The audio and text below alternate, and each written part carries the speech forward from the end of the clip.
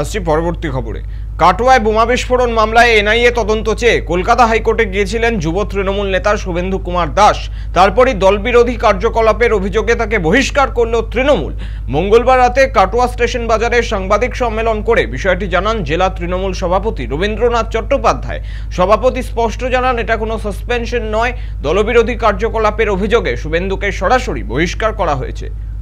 মাননীয় অভিষেক বন্দ্যোপাধ্যায়ের নির্দেশে পূর্ব বর্ধমান জেলা তৃণমূল যুব কংগ্রেসের সহসভাপতি, কাটোয়া বিধানসভার অন্তর্গত দাঁইহাটের বাসিন্দা শ্রী শুভেন্দু কুমার দাস ওরফে সুমনকে দল বিরোধী কার্যকলাপের জন্য আজীবন দল থেকে বহিষ্কার করা হলো এবং তাতে দেখা গেছে তার বিরুদ্ধে প্রচুর দল বিরোধী কাজের অভিযোগ আছে এবং তার সত্যতা আছে। সেই কারণেই তাকে বহিষ্কার করা যায়। এটা কিন্তু সাসপেনশন নয়, আজীবন বহিষ্কার।